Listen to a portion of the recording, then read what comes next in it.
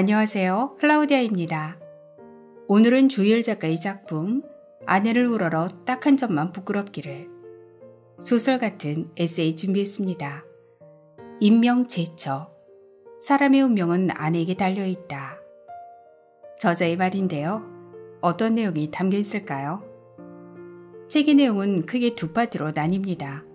첫 만남부터 결혼까지의 연애 과정을 담은 사랑이란, 결혼 이후의 삶을 담은 결혼이란. 화자는 인생 최고의 행운을 이미 다 받았다고 하는데요. 하나는 내 아내를 만난 것, 둘은 내 아내와 결혼한 것, 셋은 내 아내의 남편으로 만난 것. 이 정도면 배우자에 대한 최고의 찬사인걸요. 읽다 보면 나도 모르게 웃음이 막 터져버리는 포인트들이 굉장히 많은데요.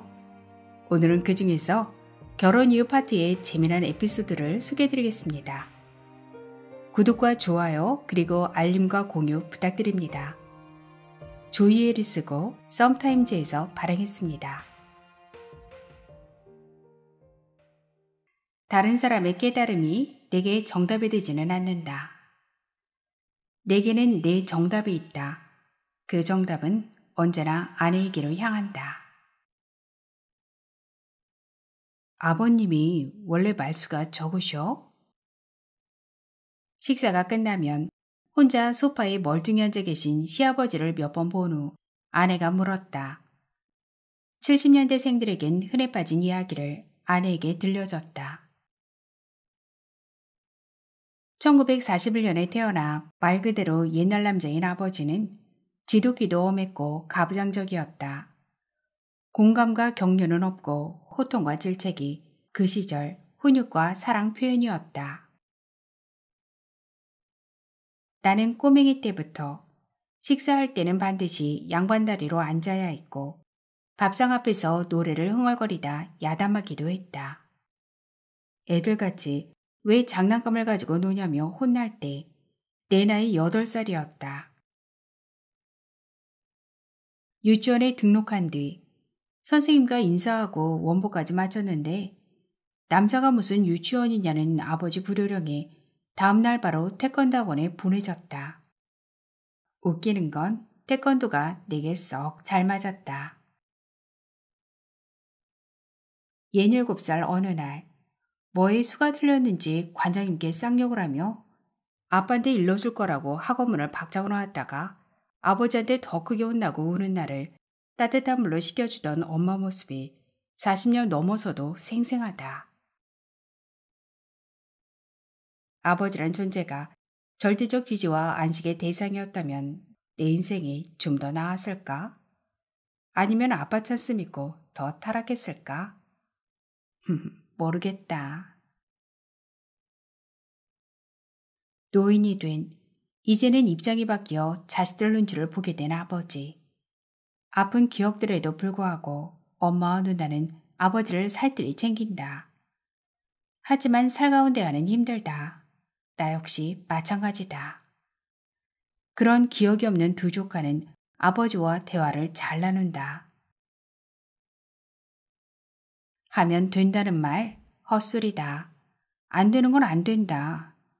내겐 아버지께 살가운 말을 하는 게 그렇다. 그런 단점을 아내가 보충해 주길 바라는 것도 헛소리고 대리 효도를 원하는 건 역시 헛소리다.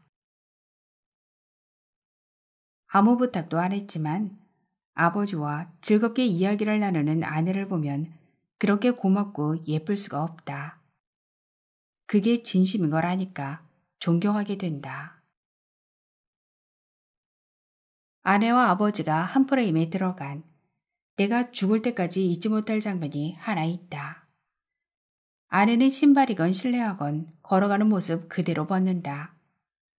항상 한 짝은 앞에 있고 다른 짝은 뒤따라간다. 현관이건 욕실이건 안방이건 아내 신발은 언제나 걷고 있다. 진취적 여인의 표상이다. 어느 겨울 목이 긴 신발을 신고 시댁에 도착한 아내. 시선은 안에서 마중 나오는 시어머니에게 고정하고 동시에 발을 털어 신발을 벗으려는데 잘 안 되던 모양이다. 바로 뒤따라오면서 그 모습을 본 시아버지가 가만히 허리를 굽혀 며느리 신발을 잡아 당겨주었다. 갑자기 신발이 쑥 벗겨지자 뒤를 돌아본 아내는 화들짝 놀라 겸연쩍어했다. 험을 잡을 수도 있는 일을 포용과 유머로 승화시키는 시아버지. 멋지다. 며느리 또한 시아버지 사랑이 극진하다. 결혼하고 처음으로 맞이한 아버지 생신이었다. 하루 몇 시간을 반려견과 산책하시니 좋은 운동화를 사서 보내잔다. 넉넉지 않던 우리 부부에겐 부담되는 금액이라 미적거렸는데 아내는 두말 없이 결제하더니 깔끔하게 포장해 예쁜 손글씨 편지와 함께 보냈다. 이유는 모르겠지만 왠지 부끄러웠다. 48세의 죽음을 맞이한 신사임당이 몇 살 더 많은 남편에게 유언을 남긴다. 다른 여자와 재혼하지 마세요. 남편은 아내 부탁을 들었을까? 재혼해서 10년을 더 살다 죽었다. 남편 이름은 이원수다. 오빠는 내가 죽어도 재혼할 수 없어? 아니, 왜 그렇소? 이 세상에 오빠를 맞춰줄 수 있고 더 좋은 사람이 되도록 이끌어줄 사람은 나밖에 없잖아. 맞소. 그럼 부인은? 나야 어떤 사람과도 잘 살 수 있지. 분하지만 맞는 말이다. 그래도 이 생의 결혼은 오빠와 한 번뿐. 묘하게 고맙다. 혹시 가스라이팅? 나는 매일 매시간 아내에게 최선을 다한다. 그래도 어제의 나를 보면 부족할 때가 있다. 하지만 실망하지 않는다. 어제의 나에겐 그게 최선이었을 테니까. 어제의 부족함을 반성하고 오늘 최선을 다한다. 최고 남편이 되려고 한다. 그래서 나는 혼자가 되더라도 재혼할 수 없다. 최선은 이미 지금 아내에게 써버렸으므로. 당간지주에 걸린 깃발이 펄럭이자 한 스님이 말한다. 바람이 움직입니다. 다른 스님이 말한다. 아닙니다. 깃발이 움직입니다. 여러 스님들이 두 패가 되어 논쟁을 벌이자 해능선사가 말한다. 바람도 아니고 깃발도 아닙니다. 그대들 마음이 움직입니다. 제주에 살면서 알게 된 여사친들이 몇 있다. 수십 년 전 제주에 정착한 고등학교 친구의 동생뻘 되는 지인들이라 친구를 매개로 자연스럽게 친해졌다. 다들 아이가 둘이나 셋인 유부녀들이다. 어쩌다 한 번씩 만나 밥 먹고 볼링 치고 부부 고민 들어주는 게 전부다. 물론 그들의 고민을 들어주는 사람은 결혼도 하지 않은 나였다. 연애를 시작하고 결혼을 결정하며 여사친 문제를 어떻게 할까 고민했다. 아내에게 제주 친구를 만들어주는 게 좋을까? 그래서는 안 되겠다는 느낌이 쎄하게 왔다. 아내에게 조금이라도 신경 쓸 거리를 주고 싶지 않기도 했다. 그래서 오빠 결혼한다 하고 알리고 잔술의 연락을 끊었다. 얼마 전 연애 관련 프로그램을 보다가 남사친 여사친 문제가 연인들 사이에서 심각한 논란거리임을 알게 됐다. 아내에게 물었다. 내가 여사친 만나러 간다면 어떻게 하겠소? 이혼하고 가. 그럼 부인도 남사친 만나러 안 갈 거요? 난 당연히 가지. 그때 정리하길 잘했다. 지인과 함께 모였을 때 재미있는 성격 테스트를 했다. 테스트 결과가 닮은 정치인으로 나오니 직관적이고 좋다. 아내는 푸틴이 나왔다. 잘못 체크했다며 다시 신중하게 문항들을 체크했더니 바뀌었다. 시진핑으로. 아내에게 한 번씩 남사친 전화가 온다. 그 친구가 제주에 오면 나와 같이 만나기도 한다. 서울 친정에 아내가 쓰던 방에 가면 액자 속에서 젊은 조인성과 내가 본 적도 없는 젊은 아내, 둘이서 활짝 웃고 있다. 기자 시절 찍은 사진이란다. 처음엔 이게 뭔가 싶었지만 이젠 그려려니 한다. 여러 번 보니 요즘은 반갑다. 참 잘생겼구먼. 사람은 말이 아니라 행동으로 말한다. 그동안 쌓은 신뢰가 있기에 아내가 어떤 말을 하고 어떤 남사친을 만나도 심지어 조인성을 만난다 해도 괜찮다. 잠깐, 그럼 나는 뭐지? 빈손으로 호미 잡고 걸어가며 물솥한다. 사람들이 다리를 건너는데 다리는 흘러도 물은 흐르지 않는다.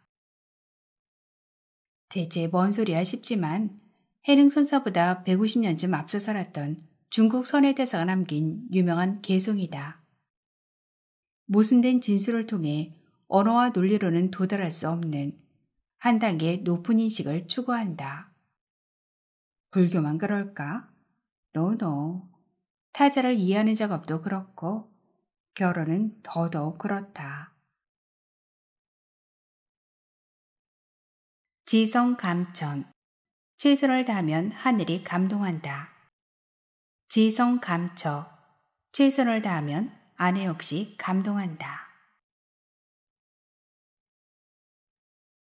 대학에서 해겔 수업을 들을 때였다. 개념 잡기가 쉽지 않았다. 독일에서 오래 유학하신 교수님이 무심한 듯 내뱉는다. 독일 학생들도 해겔이 제일 어렵대요. 한국 학생이 해겔을 공부하는 건 독일 학생이 퇴계 철학을 공부하는 것과 비슷한 난이도입니다. 큰 위로가 됐지만 우스운 성적으로 수업을 마감했다. 위로와 성적은 별개였다. 그러니 본전 생각이 간절했다. 아이고, 해겔을 어디다 써먹을꼬. 잠들기 전 아내가 결혼해서 좋은 점을 묻는다. 이건 질문이 아니다. 무조건 자신을 감동시키라는 명령이다. 거짓이 들어가면 안 된다. 진부한 건 더 나쁘다. 진부란 썩은 생선을 늘어놓는 테러 행위다.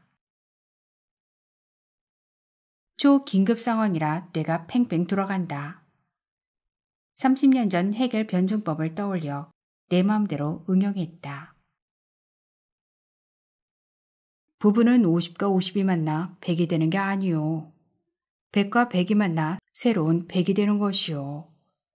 그래서 한쪽이 죽거나 헤어지면 예전의 100으로 돌아가는 게 아니라 그냥 50이 되어버리는 것이요.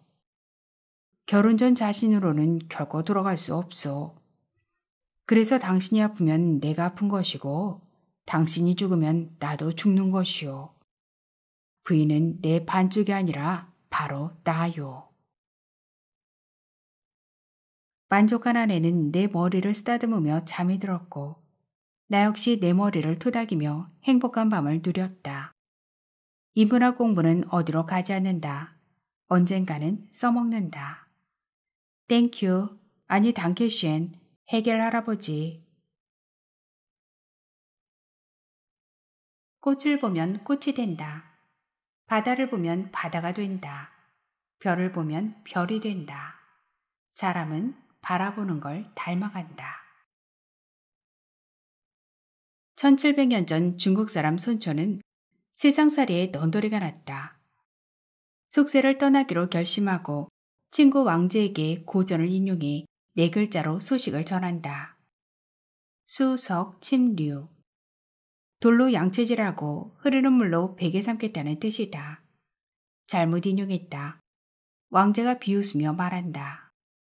아는 척하려면 제대로 해야지. 짐석수류. 돌을 베개 삼아 놓고 흐르는 물로 양치질한다. 속세를 떠나겠다는 말이지? 굳이 저렇게까지 지적질을? 어쨌든 친구 인성은 별개로 하고 이럴 때 자존감 높은 사람들은 실수를 인정하고 웃고 만다. 손초는 달랐다. 억지를 쓴다. 어따 대고 지적질이야. 흐르는 물을 베개 삼겠다는 것은 쓸데없는 말을 들었을 때 귀를 씻으려는 것이고, 돌로 양치질한다는 것은 이를 닦는다는 뜻이야. 자존감 낮은 사람들이 이렇다. 제 실수나 패배를 인정하지 않는다. 방어적 태도가 지나쳐 공격성을 보이기도 한다. 열등감이 많고 열등감에 대한 방어 기제로 우월감이나 과도한 자신감을 표출한다. 상대적 박탈감이 심해서 시기나 질투가 강할 수도 있다. 일본인이 가장 존경하는 문학자 나스메 소세키. 나스메 긴노스케가 본명이다. 수석 침리의 수석으로 이름을 바꿨다. 부정적 의미도 자유롭게 갖다 쓰는 것. 자존감 높은 사람들의 특징이다. 자존감이 낮으면 반대다. 자신에 대한 평가가 박하기에 외모, 옷차림, 명품, 값비싼 자동차로 자신을 덮으려 한다. 연인이나 배우자가 자존감이 낮으면 상대방이 힘들어지는 이유다. 자존감이란 있는 그대로의 자신이 존귀하다고 믿는 마음, 사랑받을 가치가 충분하다고 믿는 마음이다. 그러니 행복하다. 안정감과 단단함에 더해 감사와 평안이 말과 표정과 행동에서 묻어나온다. 자존감 높은 사람을 연인으로 배우자로 맞으면 행복할 확률이 강남 아파트 시세 그래프와 같다. 다른 사람들이 행복할 때 더 크게 행복하고 다른 사람들이 불행할 때도 덜 불행하다.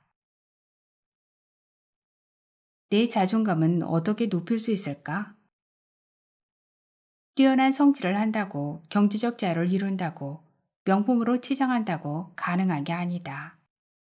내 승낙 없이는 누구도 내가 열등하다고 느끼게 만들어서는 안 된다.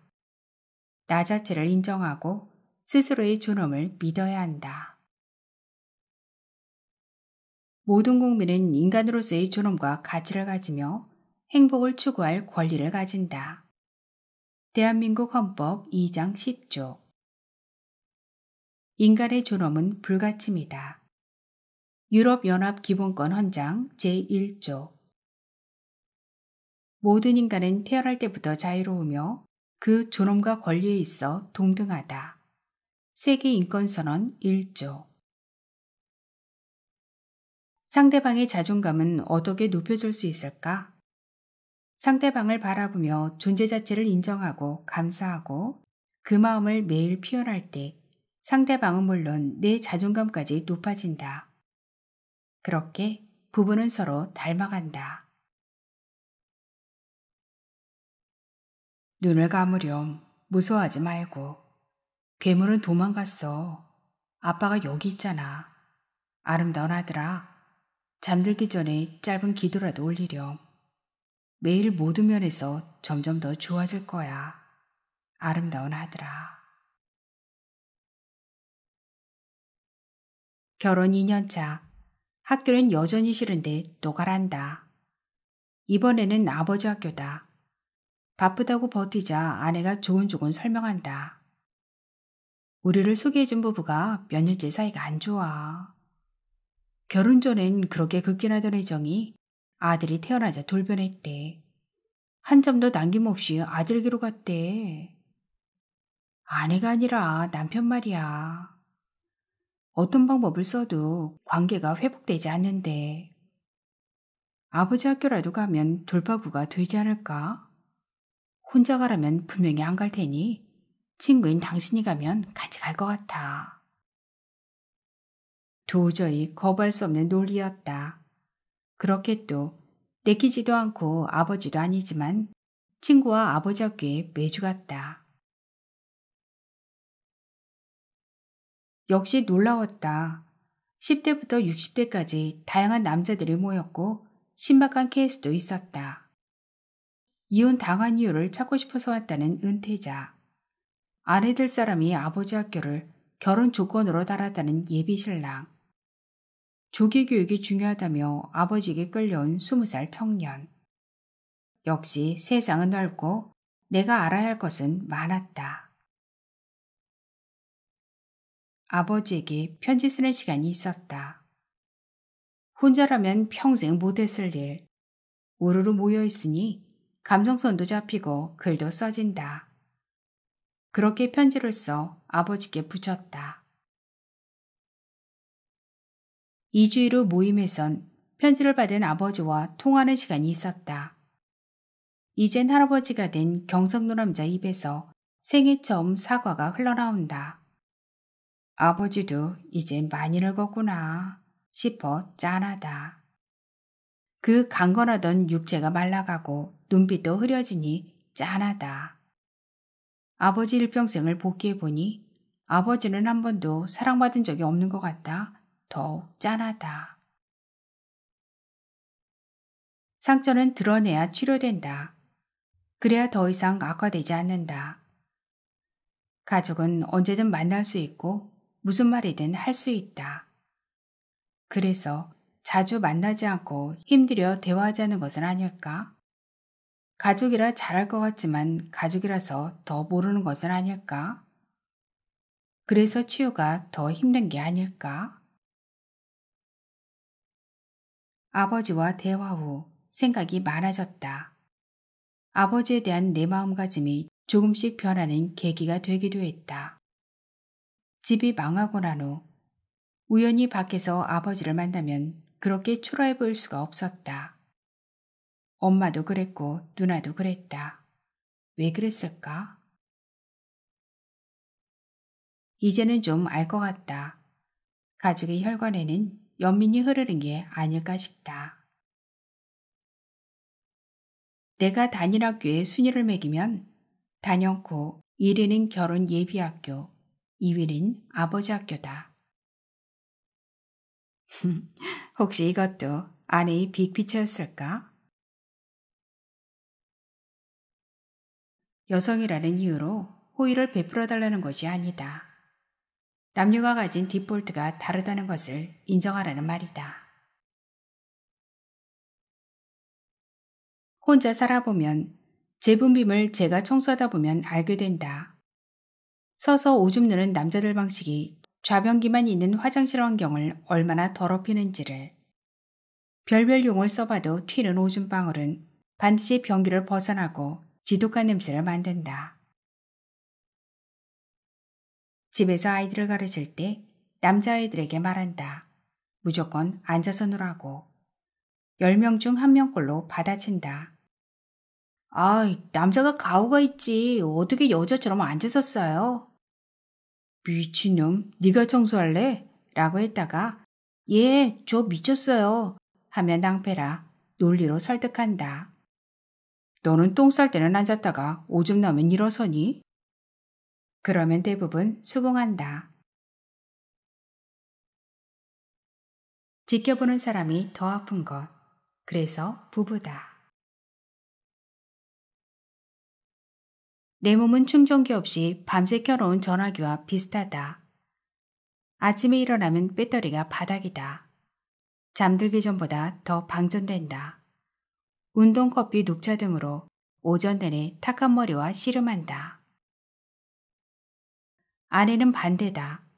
에너지를 완전히 소진하고 거의 실신 상태로 잠든다.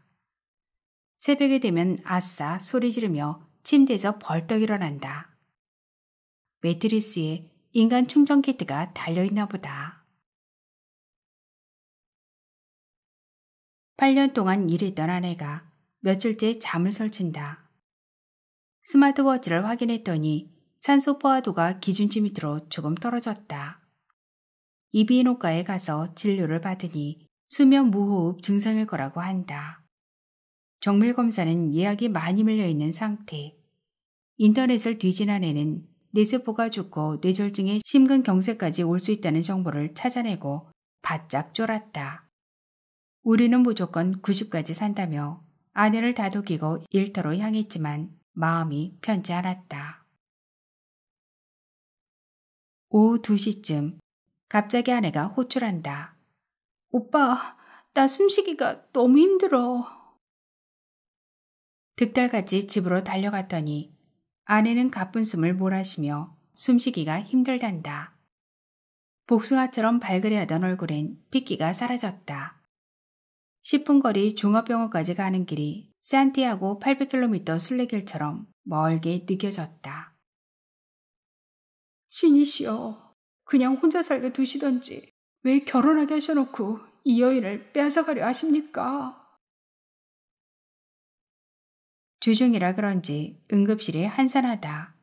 증상을 말하니 젊은 의사가 고개를 갸웃거린다.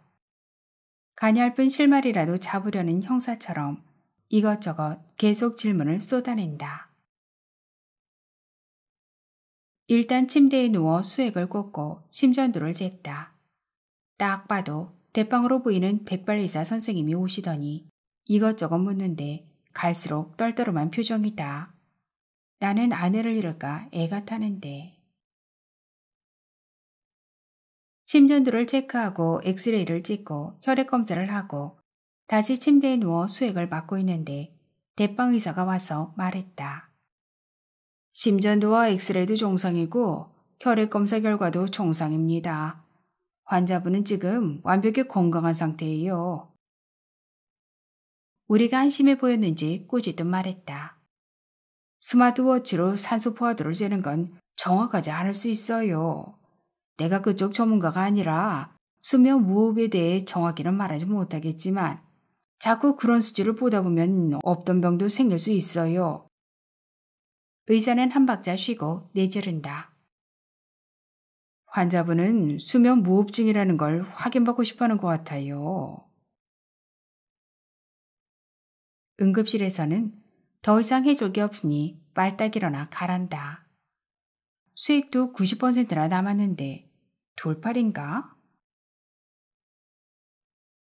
떨떠름한 심정으로 수납하고 돌아서는데 출입구 앞 전신 배너 앞에서 대빵 의사가 환하게 웃고 있다. 경력이 화려하다. 서울대 의대 학사 석사 박사, 분당 서울대병원 교수, 삼성의료원 교수. 응급실 침대에 20분 누워있다가 가는 게 전부인데 아내 얼굴에 화색이 돌아온다. 숨쉬는 건 정상으로 돌아왔고 머리만 조금 무겁단다. 잠시 돌팔이로 의심했던 대빵 의사 선생님은 화타였다. 죄송합니다, 선생님. 집으로 돌아와 책을 뒤져 한 구절을 아내에게 읽어줬다. 걱정을 계속하면 걱정하던 증상이 실제로 나타날 수 있다. 질병을 찾으려는 뇌에 줏대 없는 몸이 반응해서 계속 질병을 시뮬레이션하고 이런 상태가 계속되면 없던 병이 진짜 생길 수 있다. 이런 걸 보시로 효과라고 한다. 플라시보 반대말이다. 병원도 갔다 오고 수액도 몇 방을 맞고 의사한테 면박도 당하고 남편이 문헌 증거도 찾아져서 그런지 하룻밤 자고 난 아내는 상태가 상당히 좋아졌다. 문제는 나다. 병원 갔다 온 저녁부터 진이 빠지고 머리가 아프기 시작했다. 며칠째 잠도 설치고 머릿속에 스모그가 찬 것처럼 멍한 상태가 계속된다. 장도 뒤집어진 것 같다. 내가 아픈데 왜 오빠가 더 아파? 나는 고통을 잘 참는다. 어디에 베이고 찍혀도 모르다가 흐르는 피를 보고 알아챈다. 정형외과에서 충격파 치료를 하면 치료사가 고개를 갸웃거린다. 환자분, 안 아프세요? 안 아프겠냐? 뼈를 그렇게 내리치는데 그냥 센 척하는 거지. 치통 빼고는 거의 다 참아낸다. 그렇게 스스로를 단련해온 것 같다. 하지만 아내 고통에는 정반대다. 아내가 아프면 내가 더 아프다. 오장육부가 동시에 반응한다. 아내가 하루 앓다 회복하면 나는 일주일간 비실거린다. 좋은 건지 나쁜 건지 모르겠다. 가톨릭 교부들은 우리 오른쪽 어깨엔 천사가, 왼쪽 어깨엔 악마가 산다고 했다. 누가 이길까? 평소에 잘 먹인 쪽이 이긴다. 시골 살다 제주 시내로 이사 오니 동트기 전 도심을 산책하는 재미가 쏠쏠하다. 왜 어두울 때 산책하냐고? 마주치는 사람이 없어 편하다. 겨울 어느 새벽, 그날도 컴컴한 동네를 거닐다 중학교 앞 신호등 없는 사거리 횡단보도를 건너게 됐다. 두 서너 대 차들이 교차하는 중이었고 좌회전해서 내 쪽으로 오려는 차도 보였다. 나를 못 볼 수도 있겠다 싶어 그 차를 주시하며 횡단보도를 걷는데 역시나 살면서 맞아본 적 없던 직감이 제대로 맞았다. 좌회전하는 차는 나를 향해 돌진해 내 손등을 치고 섰다. 빨리 걷지 않았으면 큰 사고로 이어질 뻔했다. 사고 후 창문을 내리더니 여성 운전자가 미안하다며 못 봤다는 말만 계속한다. 차에서 내리지도 않고 진심도 느껴지지 않는 사과에 더 화가 났다. 정신 차리시라고, 횡단보도에서 사람 치면 중범죄라고 그렇게 말로 끝냈다. 씩씩대며 걸어가는 10분쯤 머릿속으로는 온갖 욕이 나왔다. 차를 발로 내리차고 창문을 부수고 헐크처럼 아예 차를 대굴대굴 굴려버렸다. 그러다 분노가 서서히 가라앉은 자리를 당혹감이 채운다. 내가 원래 이렇게 난폭한 사람이었지. 그 본성이 하나도 사라지지 않았구나. 잘도 숨어 있었네. 본성은 사라지지 않고 사회화가 가려질 뿐이라는 심리학자 말이 맞았다. 걱정이 밀려왔다. 혹시나 내가 치매에 걸리면 이 악한 본성을 아내가 고스란히 감당해야 할 텐데. 집으로 돌아와 아내에게 말했다. 만약 치매가 와서 내가 헛소리를 하기 시작하면 무조건 요양으로 보내? 아니면 산책하는 적 데리고 나가 어디 산에다 갖다 버려. 어차피 나는 뭐가 뭔지 모를 테니까 힘들지 않을 거야. 진심이었다. 아내는 되묻는다. 자기에게 치매가 와도 그렇게 할 거냐고. 그건 안 되지. 아내도 그렇다 한다. 남편을 어떻게 버릴 수 있냐고. 하지만 나는 소망한다. 내가 치매에 걸리면 아내가 과감하게 나를 버려주길. 나 때문에 아내가 힘든 건 치매보다 견딜 수 없다. 일단은 마음 수양에 더 힘쓰기로 했다. 사라지기 힘든 본성이라도 반복적으로 마음을 닦아놓으면 어느 정도 블로킹할 수는 있겠지. 이제는 깜빡이 없이 끼어드는 차들도 그러려니 하고 넘어간다. 무리하게 행동하는 사람들을 봐도 실수겠지 하고 넘어가려고 한다. 치매 관련 책들도 탐독했다. 미국 전문가들 책을 따라가다 보니 최고 전문가를 알게 됐다. 솔루션도 있단다. 하지만 불가능하다. 매주 병원에 가서 다양한 수치를 체크해야 하고 비용도 어마어마하다. 저자도 써놓고 민망했는지 일단 음식이라도 조심하라고 한다. 치매를 부르는 음식 1위가 세상에 내 최애 음식 감자튀김이란다. 튀김 밀가루에 설탕을 묻힌 게 제일 해로운 음식이라는 내용을 읽은 적이 있다. 내 두 번째 최애 음식이 이렇게 만든 도넛이다. 아는 게 힘일까? 아니면 아는 게 병일까? 나보다 일찍 죽어요. 조금만 일찍. 당신이 집으로 오는 길을 혼자 와야 하지 않도록. 오스트리아에서 태어난 철학자 앙드레 고로와 도리는 58년간 부부로 살았다. 남편이 아내에게 보낸 편지다. 당신은 여전히 우아하고 아름답소. 함께 살아온 지 58년이 되었지만 나는 당신을 더 사랑하오. 아내는 불치병에 걸렸고 남편은 아내를 20년 넘게 간호했다. 죽은 아내를 화장하고 상자에 든 아내제를 만질 수 있을까? 세상은 텅 비었고 나는 더 살지 않으려네. 남편은 아내와 동반자살한다. 혹시라도 다음 생이 있다면 거기서도 함께 합시다. 우리 부부는 1살 차이다. 기대수명 통계나 식성으로 봐선 내가 먼저 죽을 확률이 월등히 높다. 그래서 내 기도는 깊어진다. 아내보다 더 살게 해달라고. 길게도 말고 딱 일주일만 더 살게 해달라고. 내 손으로 아내가 남긴 모든 것을 깔끔히 정리한 후 아내가 기다리고 있는 곳으로 가는 것. 그게 이 땅에서 내 마지막 임무이길 소망한다. 결혼 전 아내에게 보낸 편지다. 우리는 서로에게 최선의 사람이요.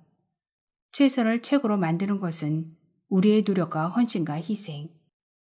평생 우리가 해나가야 할 작업이요. 주어진 수명을 다 채운 그날, 반드시 오고야 말 그 저녁에 서로의 눈을 보며 말할 수 있을 것이요. 당신은 나의 최고였다고.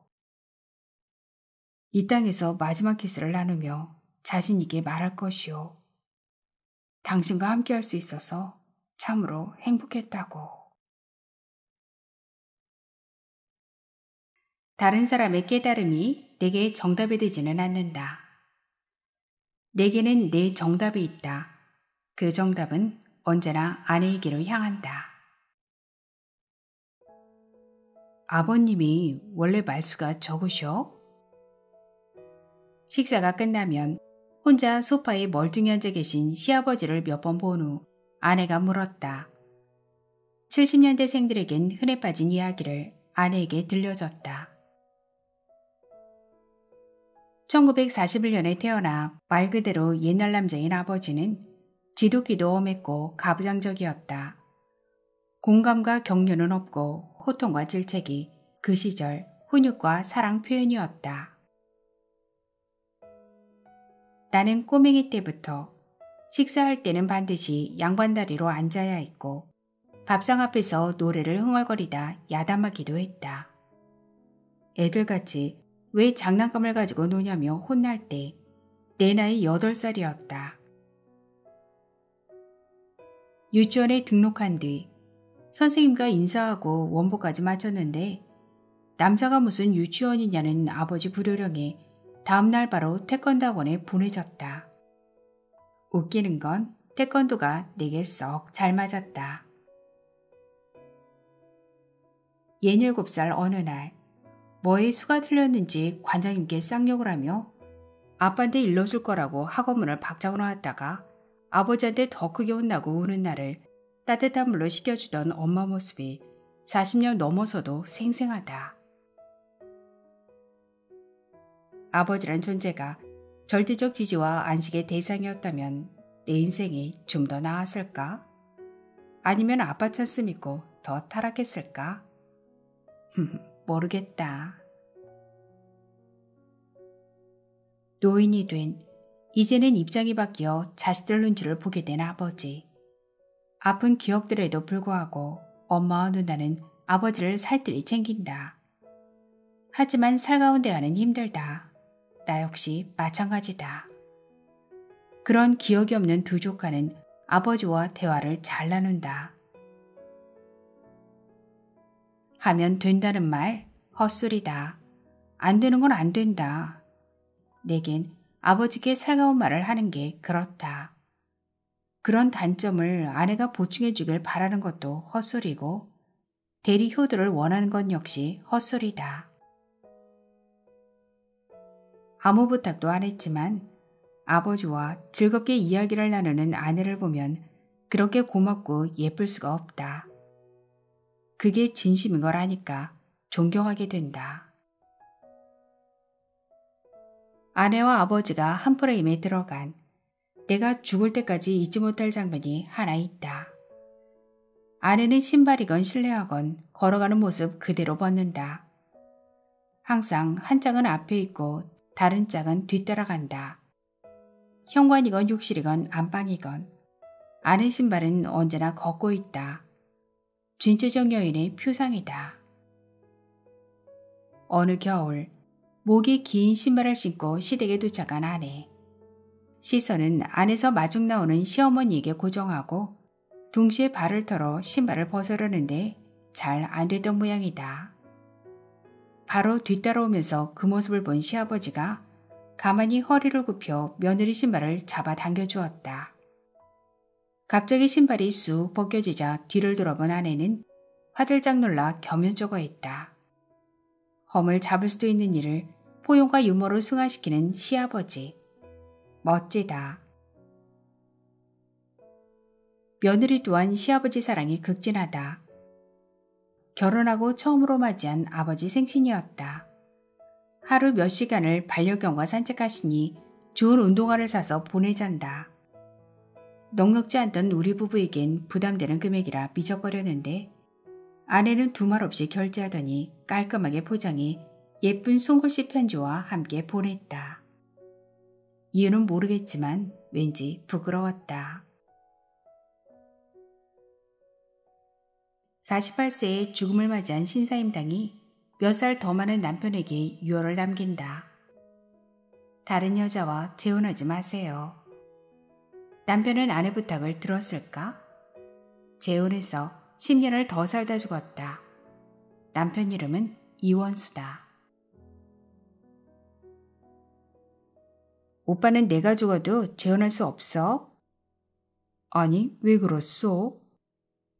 이 세상에 오빠를 맞춰줄 수 있고 더 좋은 사람이 되도록 이끌어줄 사람은 나밖에 없잖아. 맞소. 그럼 부인은? 나야 어떤 사람과도 잘 살 수 있지. 분하지만 맞는 말이다. 그래도 이 생의 결혼은 오빠와 한 번뿐. 묘하게 고맙다. 혹시 가스라이팅?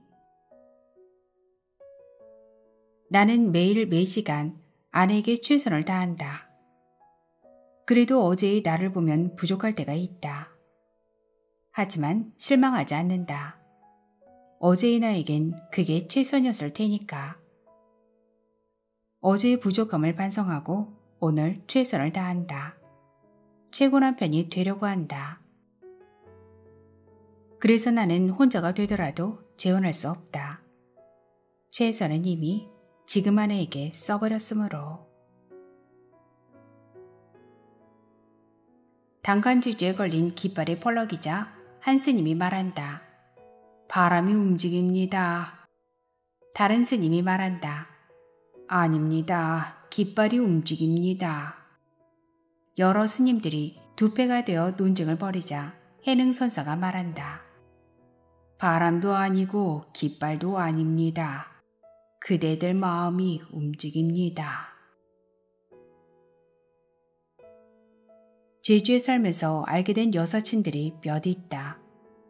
수십 년 전 제주에 정착한 고등학교 친구의 동생뻘 되는 지인들이라 친구를 매개로 자연스럽게 친해졌다. 다들 아이가 둘이나 셋인 유부녀들이다. 어쩌다 한 번씩 만나 밥 먹고 볼링 치고 부부 고민 들어주는 게 전부다. 물론 그들의 고민을 들어주는 사람은 결혼도 하지 않은 나였다. 연애를 시작하고 결혼을 결정하며 여사친 문제를 어떻게 할까 고민했다. 아내에게 제주 친구를 만들어주는 게 좋을까? 그래서는 안 되겠다는 느낌이 쎄하게 왔다. 아내에게 조금이라도 신경 쓸 거리를 주고 싶지 않기도 했다.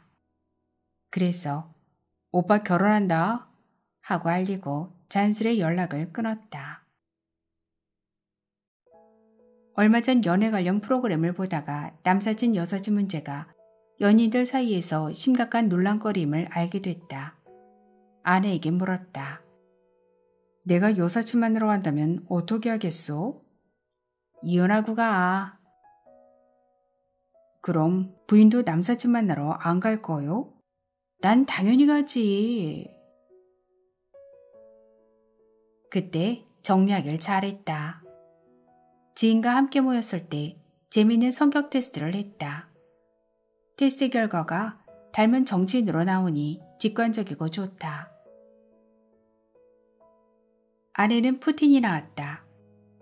잘못 체크했다며 다시 신중하게 문항들을 체크했더니 바뀌었다. 시진핑으로. 아내에게 한 번씩 남사친 전화가 온다. 그 친구가 제주에 오면 나와 같이 만나기도 한다. 서울 친정에 아내가 쓰던 방에 가면 액자 속에서 젊은 조인성과 내가 본 적도 없는 젊은 아내 둘이서 활짝 웃고 있다. 기자 시절 찍은 사진이란다. 처음엔 이게 뭔가 싶었지만 이젠 그려려니 한다. 여러 번 보니 요즘은 반갑다. 참 잘생겼구먼. 사람은 말이 아니라 행동으로 말한다. 그동안 쌓은 신뢰가 있기에 아내가 어떤 말을 하고 어떤 남사친을 만나도 심지어 조인성을 만난다 해도 괜찮다. 잠깐, 그럼 나는 뭐지? 빈손으로 호미 잡고 걸어가며 물솥한다.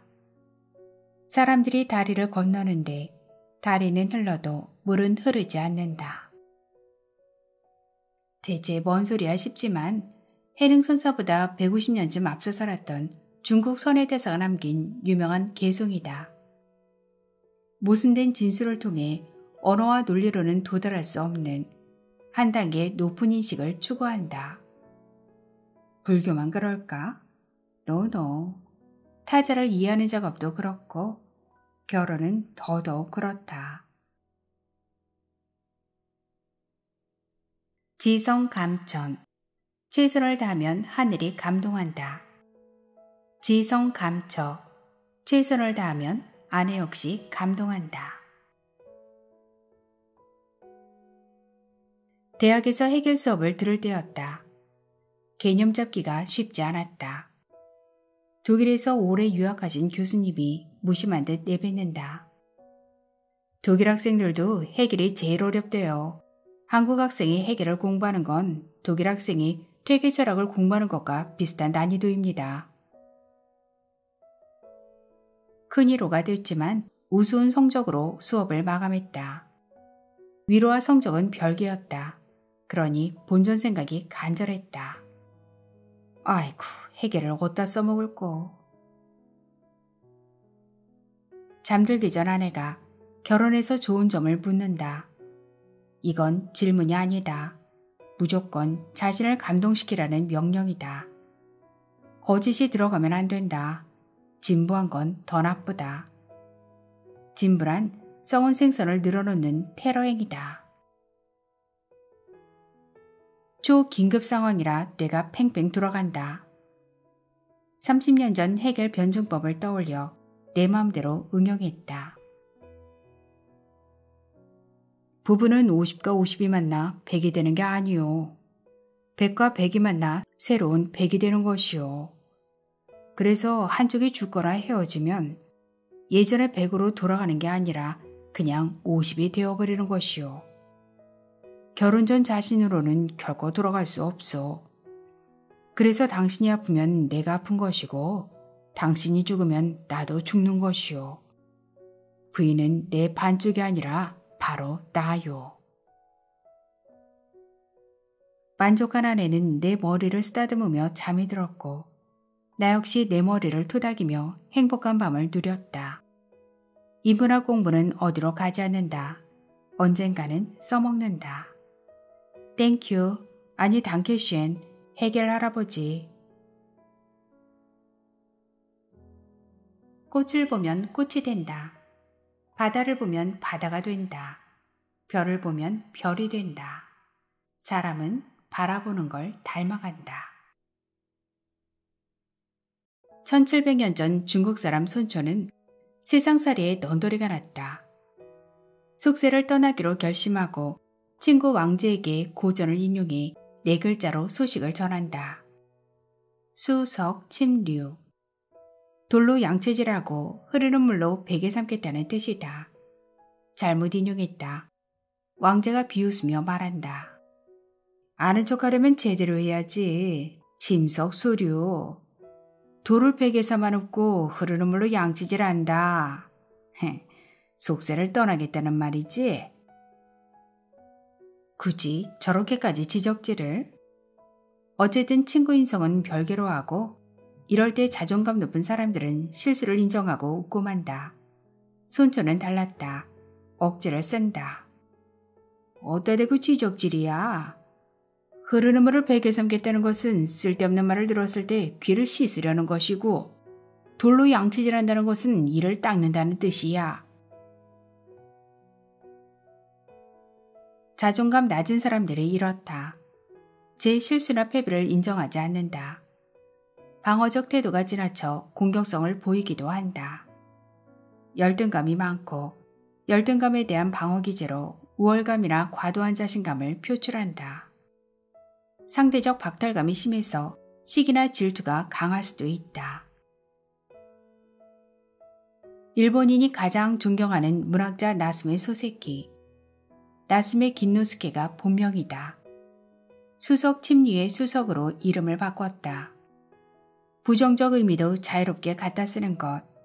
자존감 높은 사람들의 특징이다. 자존감이 낮으면 반대다. 자신에 대한 평가가 박하기에 외모, 옷차림, 명품, 값비싼 자동차로 자신을 덮으려 한다. 연인이나 배우자가 자존감이 낮으면 상대방이 힘들어지는 이유다. 자존감이란 있는 그대로의 자신이 존귀하다고 믿는 마음, 사랑받을 가치가 충분하다고 믿는 마음이다. 그러니 행복하다. 안정감과 단단함에 더해 감사와 평안이 말과 표정과 행동에서 묻어나온다. 자존감 높은 사람을 연인으로 배우자로 맞으면 행복할 확률이 강남 아파트 시세 그래프와 같다. 다른 사람들이 행복할 때 더 크게 행복하고 다른 사람들이 불행할 때도 덜 불행하다. 내 자존감은 어떻게 높일 수 있을까? 뛰어난 성취를 한다고 경제적 자유를 이룬다고 명품으로 치장한다고 가능한 게 아니다. 내 승낙 없이는 누구도 내가 열등하다고 느끼게 만들어서는 안 된다. 나 자체를 인정하고 스스로의 존엄을 믿어야 한다. 모든 국민은 인간으로서의 존엄과 가치를 가지며 행복을 추구할 권리를 가진다. 대한민국 헌법 2장 10조. 인간의 존엄은 불가침이다. 유럽연합 기본권 헌장 제1조. 모든 인간은 태어날 때부터 자유로우며 그 존엄과 권리에 있어 동등하다. 세계인권선언 1조. 상대방의 자존감은 어떻게 높여줄 수 있을까? 상대방을 바라보며 존재 자체를 인정하고 감사하고 그 마음을 매일 표현할 때 상대방은 물론 내 자존감까지 높아진다. 그렇게 부부는 서로 닮아간다. 눈을 감으렴. 무서워하지 말고. 괴물은 도망갔어. 아빠가 여기 있잖아. 아름다운 아들아. 잠들기 전에 짧은 기도라도 올리렴. 매일 모든 면에서 점점 더 좋아질 거야. 아름다운 아들아. 결혼 2년차. 학교는 여전히 싫은데 또 가란다. 이번에는 아버지 학교다. 바쁘다고 버티자 아내가 조곤조곤 설명한다. 우리를 소개해준 부부가 몇 년째 사이가 안 좋아. 결혼 전엔 그렇게 극진하던 애정이 아들이 태어나자 돌변했대. 한 점도 남김없이 아들에게로 갔대. 아내가 아니라 남편 말이야. 어떤 방법을 써도 관계가 회복되지 않는데. 아버지 학교라도 가면 돌파구가 되지 않을까? 혼자 가라면 분명히 안 갈 테니 친구인 당신이 가면 같이 갈 것 같아. 도저히 거부할 수 없는 논리였다. 그렇게 또 내키지도 않고 아버지도 아니지만 친구와 아버지 학교에 매주 갔다. 역시 놀라웠다. 10대부터 60대까지 다양한 남자들이 모였고 신박한 케이스도 있었다. 이혼 당한 이유를 찾고 싶어서 왔다는 은퇴자, 아내 될 사람이 아버지 학교를 결혼 조건으로 달았다는 예비신랑, 조기 교육이 중요하다며 아버지에게 끌려온 20살 청년. 역시 세상은 넓고 내가 알아야 할 것은 많았다. 아버지에게 편지 쓰는 시간이 있었다.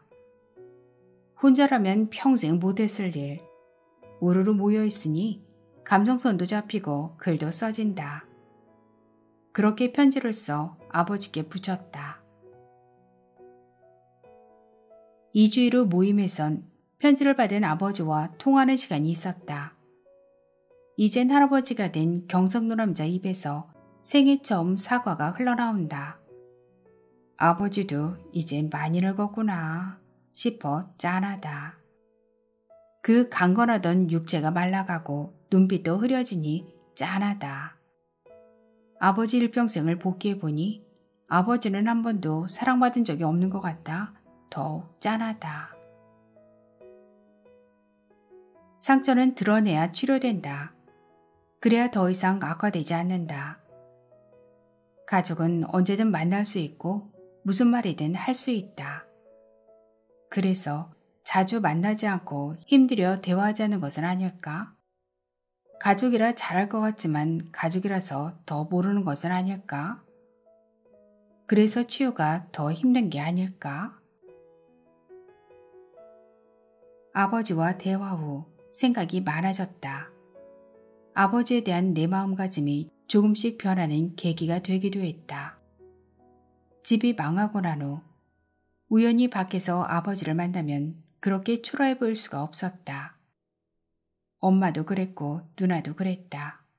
왜 그랬을까? 이제는 좀 알 것 같다. 가족의 혈관에는 연민이 흐르는 게 아닐까 싶다. 내가 다닐 학교에 순위를 매기면 단연코 1위는 결혼 예비학교, 2위는 아버지 학교다. 혹시 이것도 아내의 빅피처였을까? 여성이라는 이유로 호의를 베풀어달라는 것이 아니다. 남녀가 가진 디폴트가 다르다는 것을 인정하라는 말이다. 혼자 살아보면 재분빔을 제가 청소하다 보면 알게 된다. 서서 오줌 누는 남자들 방식이 좌변기만 있는 화장실 환경을 얼마나 더럽히는지를. 별별 용을 써봐도 튀는 오줌방울은 반드시 변기를 벗어나고 지독한 냄새를 만든다. 집에서 아이들을 가르칠 때 남자아이들에게 말한다. 무조건 앉아서 놀라고. 10명 중 1명꼴로 받아친다. 남자가 가오가 있지. 어떻게 여자처럼 앉아서 써요? 미친놈, 네가 청소할래? 라고 했다가 예, 저 미쳤어요. 하면 낭패라 논리로 설득한다. 너는 똥 쌀 때는 앉았다가 오줌 나면 일어서니? 그러면 대부분 수긍한다. 지켜보는 사람이 더 아픈 것. 그래서 부부다. 내 몸은 충전기 없이 밤새 켜놓은 전화기와 비슷하다. 아침에 일어나면 배터리가 바닥이다. 잠들기 전보다 더 방전된다. 운동, 커피, 녹차 등으로 오전 내내 탁한 머리와 씨름한다. 아내는 반대다. 에너지를 완전히 소진하고 거의 실신 상태로 잠든다. 새벽이 되면 아싸 소리 지르며 침대에서 벌떡 일어난다. 매트리스에 인간 충전 키트가 달려있나 보다. 8년 동안 일했던 아내가 며칠째 잠을 설친다. 스마트워치를 확인했더니 산소 포화도가 기준치 밑으로 조금 떨어졌다. 이비인후과에 가서 진료를 받으니 수면 무호흡 증상일 거라고 한다. 정밀검사는 예약이 많이 밀려있는 상태. 인터넷을 뒤진 아내는 뇌세포가 죽고 뇌졸중에 심근경색까지 올 수 있다는 정보를 찾아내고 바짝 쫄았다. 우리는 무조건 90까지 산다며 아내를 다독이고 일터로 향했지만 마음이 편치 않았다. 오후 2시쯤 갑자기 아내가 호출한다. 오빠, 나 숨쉬기가 너무 힘들어. 득달같이 집으로 달려갔더니 아내는 가쁜 숨을 몰아쉬며 숨쉬기가 힘들단다. 복숭아처럼 발그레하던 얼굴엔 핏기가 사라졌다. 10분 거리 종합병원까지 가는 길이 산티아고 800km 순례길처럼 멀게 느껴졌다. 신이시여, 그냥 혼자 살게 두시던지 왜 결혼하게 하셔놓고 이 여인을 빼앗아가려 하십니까? 주중이라 그런지 응급실이 한산하다. 증상을 말하니 젊은 의사가 고개를 갸웃거린다. 가냘픈 실마리라도 잡으려는 형사처럼 이것저것 계속 질문을 쏟아낸다. 일단 침대에 누워 수액을 꽂고 심전도를 쟀다.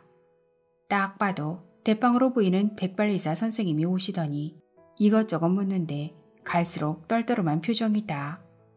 나는 아내를 잃을까 애가 타는데. 심전도를 체크하고 엑스레이를 찍고 혈액 검사를 하고 다시 침대에 누워 수액을 맞고 있는데 대빵 의사가 와서 말했다. 심전도와 엑스레이도 정상이고 혈액 검사 결과도 정상입니다.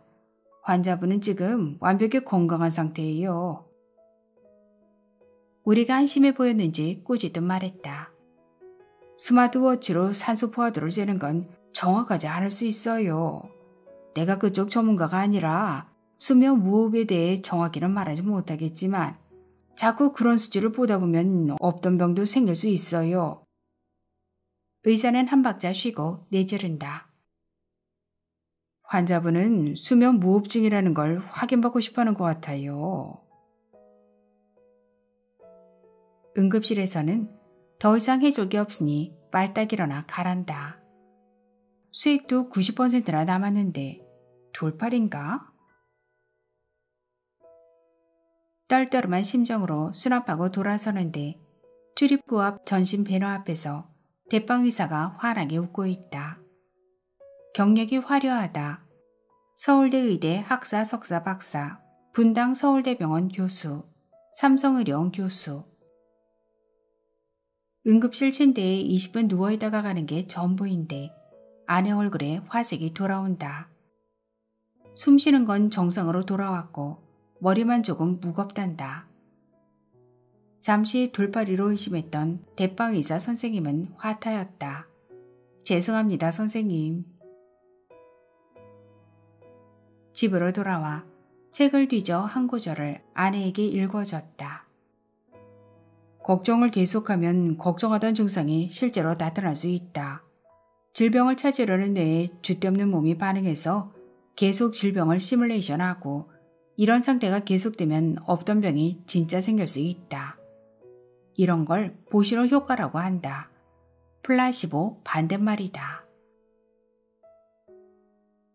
병원도 갔다 오고 수액도 몇 방을 맞고 의사한테 면박도 당하고 남편이 문헌 증거도 찾아져서 그런지 하룻밤 자고 난 아내는 상태가 상당히 좋아졌다.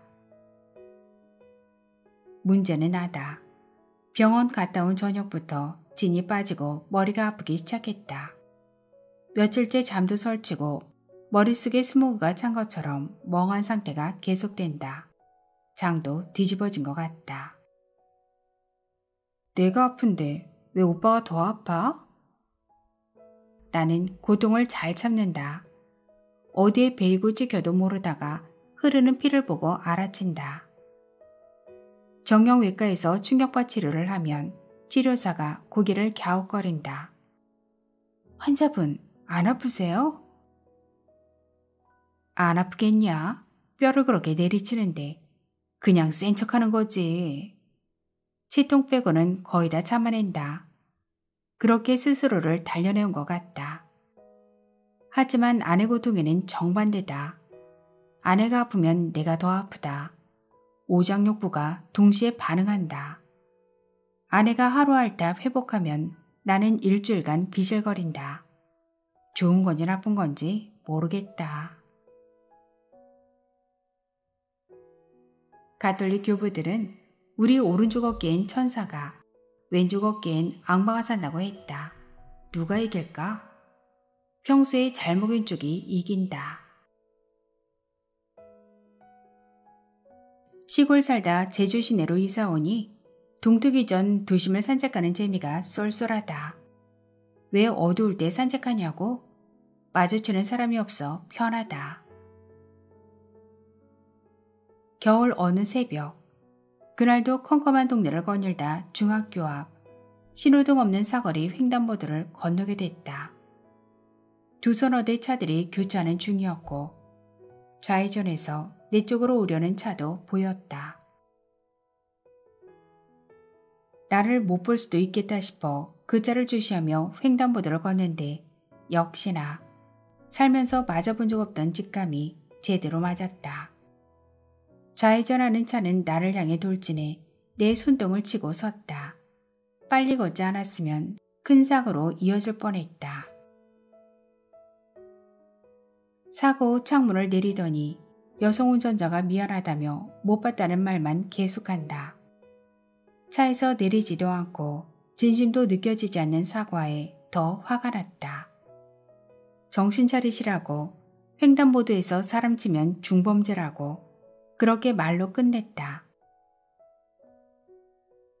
씩씩대며 걸어가는 10분쯤 머릿속으로는 온갖 욕이 나왔다. 차를 발로 내리차고 창문을 부수고 헐크처럼 아예 차를 대굴대굴 굴려버렸다. 그러다 분노가 서서히 가라앉은 자리를 당혹감이 채운다. 내가 원래 이렇게 난폭한 사람이었지. 그 본성이 하나도 사라지지 않았구나. 잘도 숨어 있었네. 본성은 사라지지 않고 사회화가 가려질 뿐이라는 심리학자 말이 맞았다. 걱정이 밀려왔다. 혹시나 내가 치매에 걸리면 이 악한 본성을 아내가 고스란히 감당해야 할 텐데. 집으로 돌아와 아내에게 말했다. 만약 치매가 와서 내가 헛소리를 하기 시작하면 무조건 요양으로 보내? 아니면 산책하는 적 데리고 나가 어디 산에다 갖다 버려. 어차피 나는 뭐가 뭔지 모를 테니까 힘들지 않을 거야. 진심이었다. 아내는 되묻는다. 자기에게 치매가 와도 그렇게 할 거냐고. 그건 안 되지. 아내도 그렇다 한다. 남편을 어떻게 버릴 수 있냐고. 하지만 나는 소망한다. 내가 치매에 걸리면 아내가 과감하게 나를 버려주길. 나 때문에 아내가 힘든 건 치매보다 견딜 수 없다. 일단은 마음 수양에 더 힘쓰기로 했다. 사라지기 힘든 본성이라도 반복적으로 마음을 닦아놓으면 어느 정도 블로킹할 수는 있겠지. 이제는 깜빡이 없이 끼어드는 차들도 그러려니 하고 넘어간다. 무리하게 행동하는 사람들을 봐도 실수겠지 하고 넘어가려고 한다. 치매 관련 책들도 탐독했다. 미국 전문가들 책을 따라가다 보니 최고 전문가를 알게 됐다. 솔루션도 있단다. 하지만 불가능하다. 매주 병원에 가서 다양한 수치를 체크해야 하고 비용도 어마어마하다. 저자도 써놓고 민망했는지 일단 음식이라도 조심하라고 한다. 치매를 부르는 음식 1위가 세상에 내 최애 음식 감자튀김이란다. 튀김 밀가루에 설탕을 묻힌 게 제일 해로운 음식이라는 내용을 읽은 적이 있다. 내 두 번째 최애 음식이 이렇게 만든 도넛이다. 아는 게 힘일까? 아니면 아는 게 병일까? 나보다 일찍 죽어요. 조금만 일찍. 당신이 집으로 오는 길을 혼자 와야 하지 않도록. 오스트리아에서 태어난 철학자 앙드레 고로와 도리는 58년간 부부로 살았다. 남편이 아내에게 보낸 편지다. 당신은 여전히 우아하고 아름답소. 함께 살아온 지 58년이 되었지만 나는 당신을 더 사랑하오. 아내는 불치병에 걸렸고 남편은 아내를 20년 넘게 간호했다. 죽은 아내를 화장하고 상자에 든 아내제를 만질 수 있을까? 세상은 텅 비었고 나는 더 살지 않으려네. 남편은 아내와 동반자살한다. 혹시라도 다음 생이 있다면 거기서도 함께 합시다. 우리 부부는 1살 차이다. 기대 수명 통계나 식성으로 봐선 내가 먼저 죽을 확률이 월등히 높다. 그래서 내 기도는 깊어진다. 아내보다 더 살게 해달라고. 길게도 말고 딱 일주일만 더 살게 해달라고. 내 손으로 아내가 남긴 모든 것을 깔끔히 정리한 후 아내가 기다리고 있는 곳으로 가는 것. 그게 이 땅에서 내 마지막 임무이길 소망한다.